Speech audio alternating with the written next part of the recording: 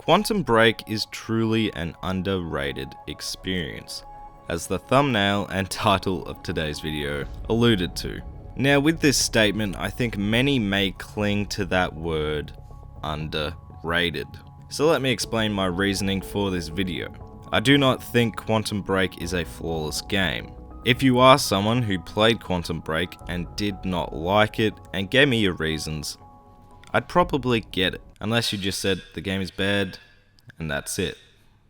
Then, I probably wouldn't get it.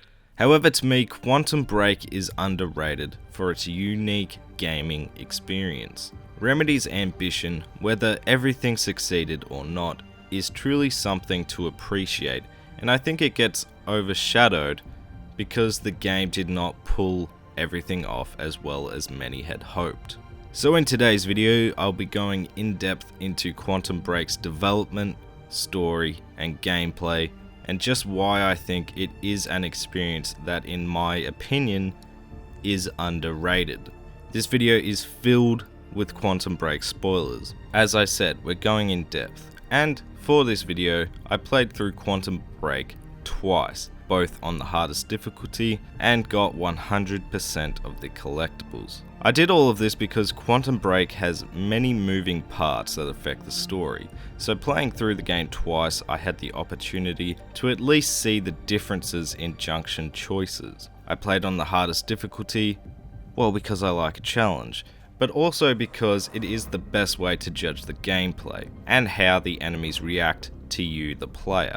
And I went for 100%, because there are many ways the story can expand for the player who goes out of their way to find these said collectibles. So I think the perfect place to begin is with the development of Quantum Break. There needs to be just a little bit of crazy when dreaming up a new concept. After the release of Alan Wake, Remedy approached Microsoft with a pitch for Alan Wake 2. Wait, is this the right video? Sorry to anybody who has seen my video on what happened to Alan Wake 2, some facts are just going to be repeated. Unfortunately for fans of Alan Wake 2's pitch didn't sell Microsoft on making a sequel, but they did like live action aspects of the prototype. But they were looking for a new IP, and one that focuses on interactive storytelling and narrative. Remember as well, this was in the TV era of Microsoft. TV and movies? TV. Xbox. Watch TV. TV. TV. TV. TV. TV. Remedy played around with Alan Wake 2 incorporating these aspects asked by Microsoft, until coming to realize what they were making would not suit Alan Wake. Quantum Break began its pre-production back in 2011, with its initial inspiration coming from an episode of Night Springs in Alan Wake called Quantum Suicide, acting as the spark for Quantum Break. Quantum Break was announced in 2013 at the Xbox One's reveal event, and whilst many were just happy to see that Remedy was working on a new title, many were confused as to what exactly Quantum Break was. The initial trailer saw a live-action clip of a girl and mother talking, the ship crashing into the bridge, giving us a glimpse into time stutters, but left many confused as to, well, what is this game going to be? This was due to Microsoft making a prototype episode for the TV show element of the game, to act as proof that this could be done. But as we would see later, the story from this trailer would be completely different upon release, and at the time the trailer was made, the game and the show for Quantum Break would be separate stories. So it makes sense why these two aspects of the initial trailer seemed jarring and off. Later that year at E3, we did see more of a glimpse into Quantum Break, showing us more in regards to the time stutters and our first look at Jack Joyce.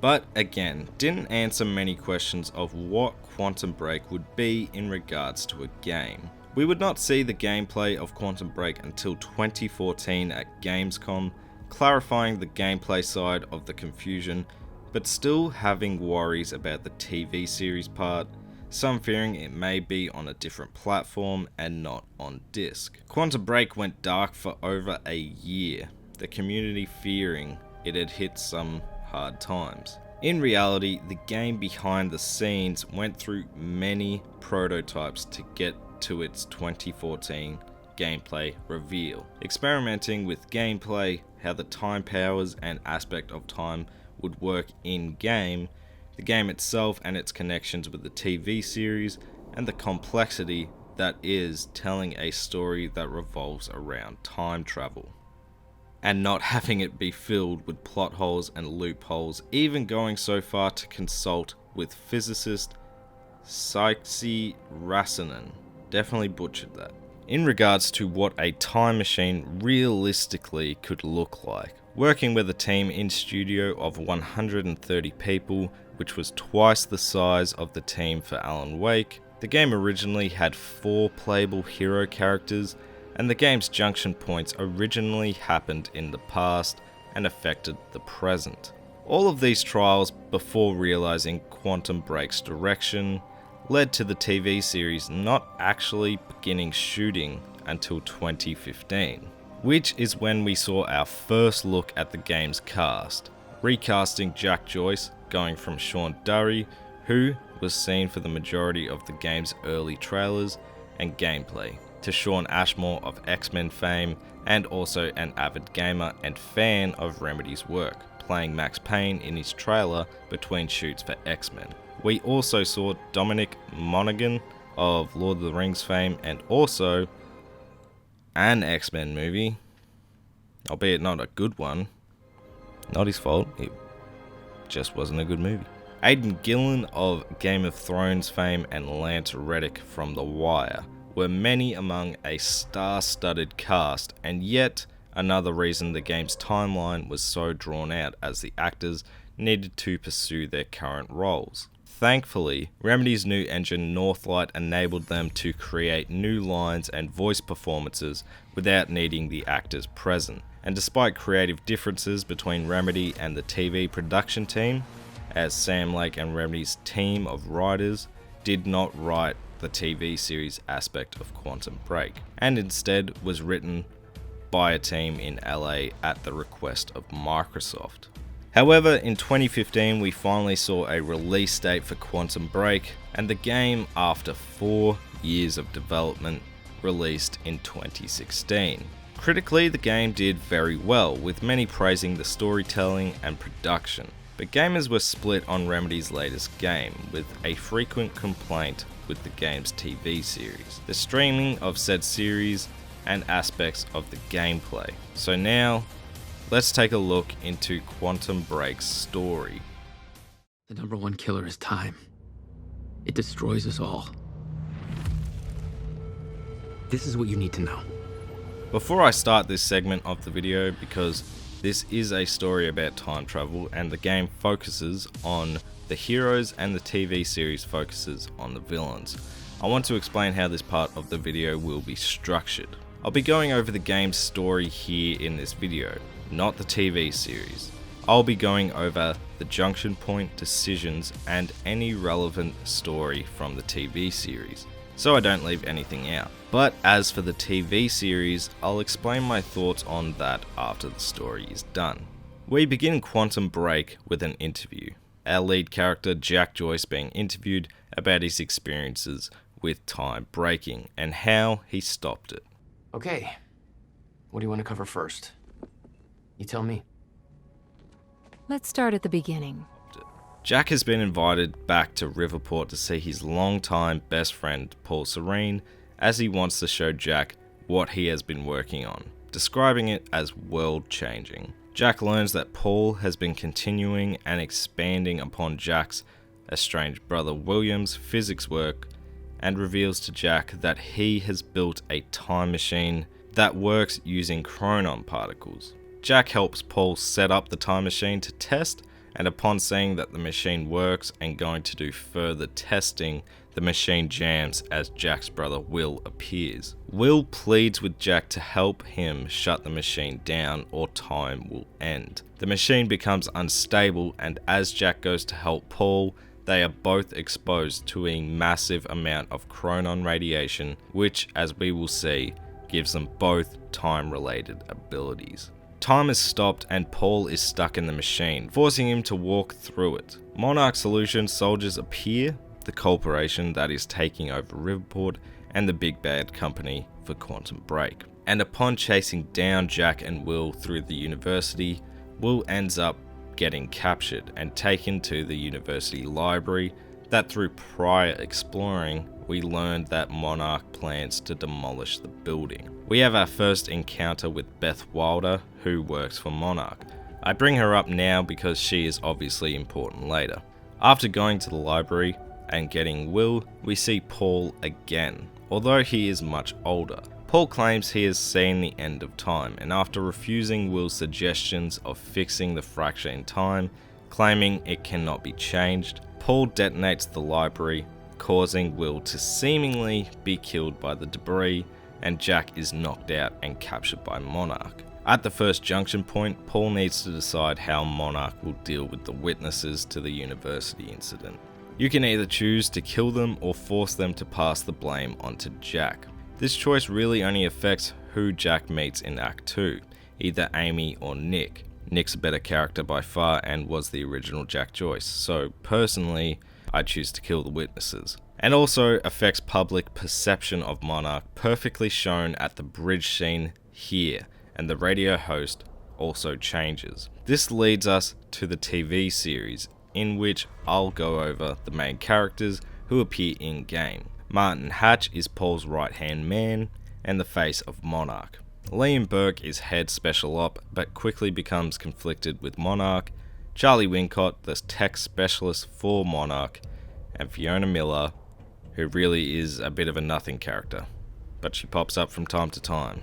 Anyway, Jack ends up escaping his capture during a time stutter with the help of Beth, who we find out has been a friend of Will's and has been working as a double agent inside Monarch. After escaping from Monarch, we stumble upon Ground Zero, where Will had initially built his time machine, seeing glimpses of Paul and a mysterious lady fighting over the countermeasure Will had built for the time fracture. After narrowly missing Paul at the docks, Jack finds Beth and they both head to the abandoned Bradbury swimming pool, where we find a tape addressed to Beth from the year 2010 from Will. Beth confused as she had not met Will at that time, and Will also mentioning that the countermeasure had been stolen and hoping she has it. Again, she doesn't. We continue on to find Will had moved his time machine to the swimming pool, and upon it failing, head to the Monarch party Paul had invited us to earlier in hopes of finding the head of Chronon Research, Sophia Amaral. Jack heads to the gala only to yet again be captured. At the second junction point, Paul needs to decide whether or not he will try and convince Jack of why they cannot change time, but leave the gala speech to Martin Hatch and cause Monarch to become chaotic, or if Martin will talk to him and leave Paul to focus on Monarch and his speech. These two choices are a bit more interesting, because if Paul talks to Jack, you do get a good look into Paul's motivation and are led to sympathize with his cause. However, if you let Hatch talk to Jack, he frees Jack and lets the player see that Hatch may have ulterior motives and doesn't want the lifeboat protocol to be active. Either way, Paul reveals to Jack he has seen the end of time in the future and only managed to escape by traveling in Will's time machine back to its first activation in 1999. After being freed from the interrogation room, Jack escapes through the Monarch labs, seeing the tech Paul had Monarch focus on to combat the end of time, and after finding time stopped at the gala, finds Beth and unpauses her. I don't really know what to call this. With Beth's help though, Jack finds Amaral and saves her from an incoming drone before it explodes, getting Beth to take her back to the swimming pool to fix the time machine.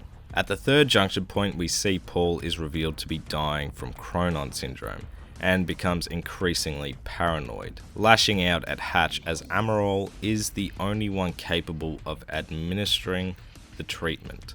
Paranoid Paul feels the need to decide who he can trust, Amaral or Hatch, as Hatch pleads his case and claims Amaral left with Jack willingly. These choices are again really interesting, as if you choose to trust Hatch, Amaral is killed upon her recapture by Monarch, but Hatch is shown to be sabotaging Paul, leaving Paul no one to trust. And if you choose to trust Amaral, Paul begins to become suspicious of everything Hatch has and is doing. As we see, either way, Hatch blows up Paul's treatment, leaving him a man on the clock. After Jack escapes the island, we truly see the devastating effects of time breaking with the infamous bridge scene. Now, I haven't mentioned much about the time fractures and events like this so far, mainly because they are so constant. I feel I'd just be repeating myself too much, but it is perfectly executed here, just how much is on the line if Jack cannot fix time.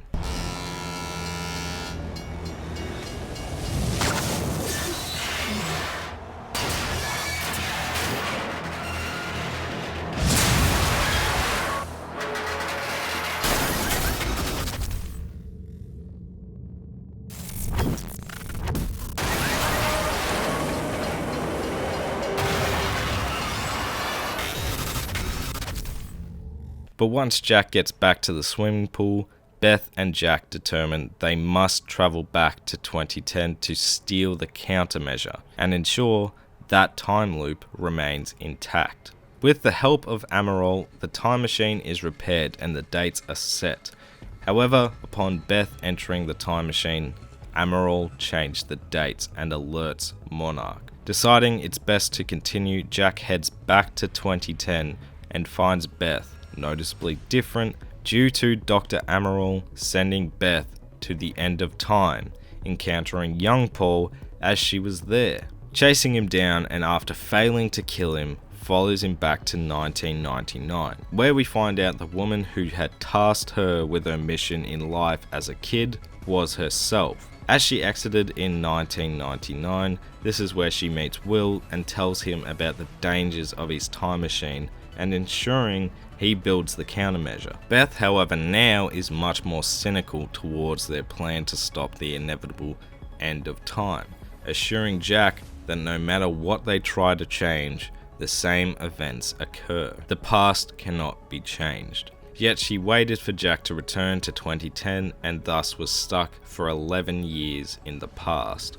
Beth and Jack head to Will's workshop to find the countermeasure, but after Monarch show up and separate the two, Paul corners Beth, shooting her, forcing her to drop the countermeasure, activating it, and causing a burst of chronons in which the exposure throws Jack back to 2016. This event caused Ground Zero and the broken time we experience here. The time travel here though without the time machine is unfortunately never explained to the best of my knowledge. This causes Jack to witness Paul kill Beth back in 2010, forced to sit back and watch as Beth lay dead and Paul takes the countermeasure. At the final junction, Paul must choose whether or not to take his last damaged treatment. If choosing not to, becoming irreversibly paranoid.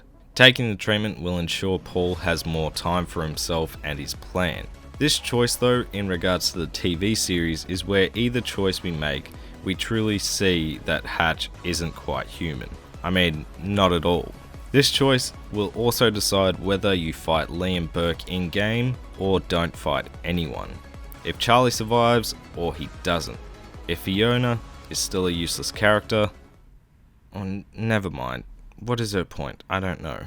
Jack heads back to Monarch HQ, the time fracture's almost constant at this point, and fights his way through encountering a being in these fractures, killing Monarch soldiers, resembling Martin Hatch, although it is uncertain as to whether or not it is him. However, I do think it is heavily implied this is so. Jack learns Paul has been using the countermeasure for his lifeboat protocol, in which he hopes will buy the human race time, by powering a bunker where researchers can hopefully devise a solution to the end of time. However, Jack takes it and proceeds to use the time machine at Monarch to travel back to the night of Will's death so he can help him. Upon getting back to the university library, we save Will from the debris. As we did not see Will die before, he assures us that this was an event that happened originally, continuing the time loop. Will tells Jack they cannot repair the fracture right there and then, as it could cause key future events to be at risk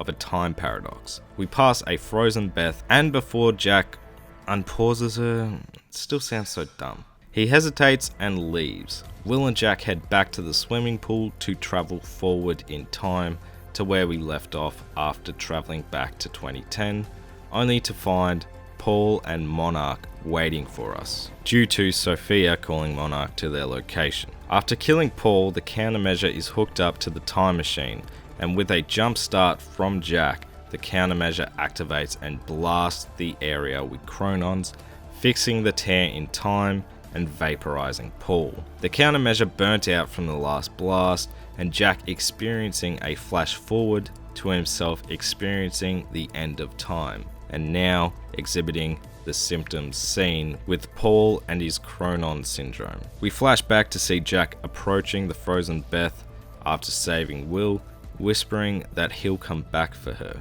In the game's epilogue, we see Jack leaving the interview and is approached by Hatch, who explains that this incident has all been blamed on Paul and offers Jack a place at the new Monarch, showing Jack a split pathway similar to Paul, and the game ends before he makes a decision, leaving us with the question of how long have we given ourselves, and has time really been fixed, with classic Remedy leaving the game open for a sequel.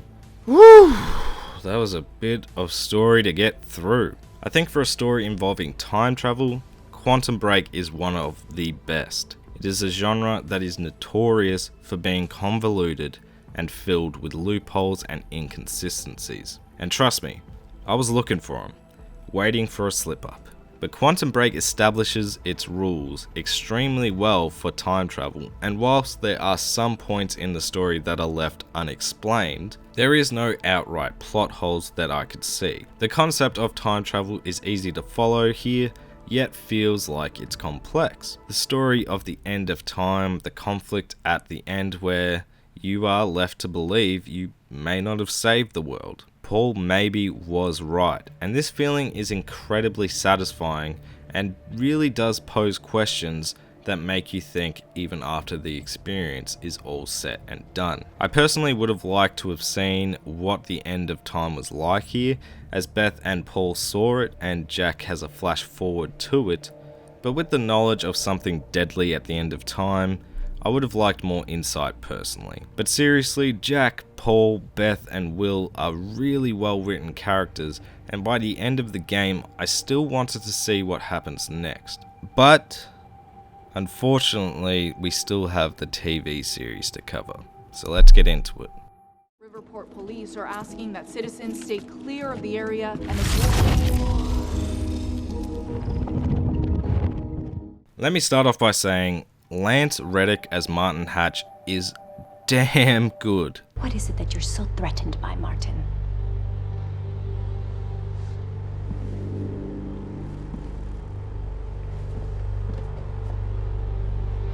Do I look threatened to you? I think it's also important that I state, when I was sitting down and replaying Quantum Break for this video, as the episodes were coming on, I was sitting back and enjoying them. I think the directing looks great.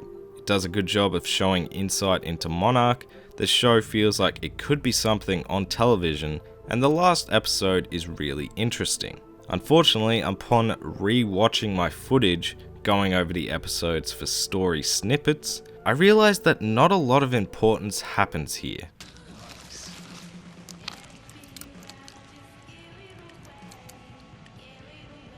Thanks, Fiona. It's disgusting. My biggest issue is the series could have been a great way to focus on Paul and his close advisors, and what he plans to do and why Jack is wrong. But instead we get a series focused around people like Liam Burke, Charlie Wincott, and Fiona Miller, and their storyline for the most part just isn't good. Liam goes from a high up in Monarch to trying to get his pregnant wife into the lifeboat protocol, to either dying by hatch or dying to Jack Joyce. Charlie starts off rocky and for most of the series just plain unlikable, but by the end I did find him to get better. But Fiona Miller just does nothing. She tricks Charlie and whines for the rest, instead of focusing on Martin and Paul, who are in the series. But these guys are your main characters here, not Burke, Charlie or Fiona.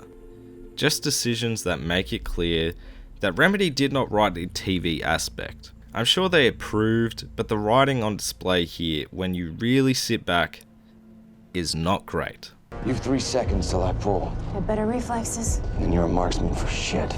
Again, I think you can just sit back and enjoy, but really the last 2 episodes is where it begins to pick up and become relevant to the main game story. I think either Charlie or Liam, depending on your decisions, can evolve into characters you sympathize with. But unfortunately, the budget was clearly spent on Lance Reddick and Aidan Gillen, who do well with their material, but the chaotic nature of time breaking that is represented in-game doesn't carry over into this series. The car chase shows no one dying, no damage to the cars really, a 2-way road being all they could budget to close off. You could keep going. However, with all of my negatives I've stated, I really admire the ambition. I don't think it succeeds, but I think it could have with the changes I went over. Also, you have to remember that the choices you make affect the TV series mostly. Some of the changes really do drastically affect the changes in episodes. I know this because I remember Charlie being a boring character, but this time round, he redeemed himself and became more involved in the story. I can't imagine how difficult it would have been to create this aspect of Quantum Break, but I do admire the ambition, and I think if Quantum Break 2 ever releases, or Remedy were to try this again, I think they could do much better next time round. But what about the gameplay?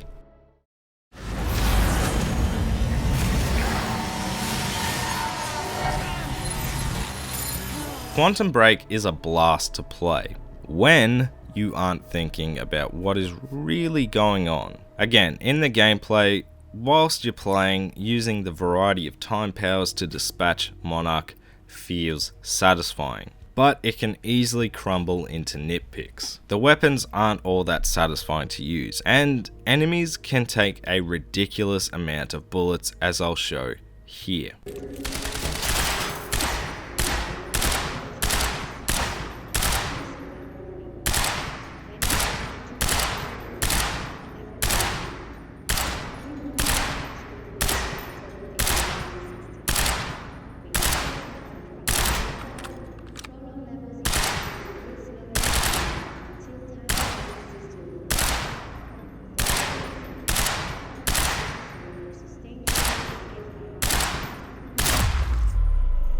The AI isn't amazing either, but they will flush you out of position. The game values speed and movement. You need to be moving and unloading your weapons into enemies to be the most effective. And once you get this aspect of the gameplay figured out, it is much more enjoyable. Using your speed to take down enemies frees them to ensure a quick kill whilst you focus on other enemies, using your time shield to catch your breath, and time vision to scope out an area. Again, when you're in the moment, Quantum Break is a lot of fun. Sure, it's not the most challenging game to play, and I would have liked to have had the ability to shoot whilst I was still in cover, but for the most part, it is a game that is best played when you're not thinking about what you're doing. The gunfights are quite open and do involve a lot of player choice, which unfortunately doesn't carry over into the levels themselves. The time manipulation and ways to approach catastrophe, again, whilst you're in the moment, feel intense and fun. It's moments like these that do take you out of the experience though. No, not again. Now this is not a new thing. The biggest culprit I remember is the Uncharted series, in which what you're doing feels great and intense and feels like you are making choices around what you're doing in a chase, for example. But go off the beaten path, revealing you don't have much choice at all. Again, these are me really nitpicking. They don't ruin the experience, but they can take you out of the moment. The last point I want to make on the gameplay is that it is quite an easy game.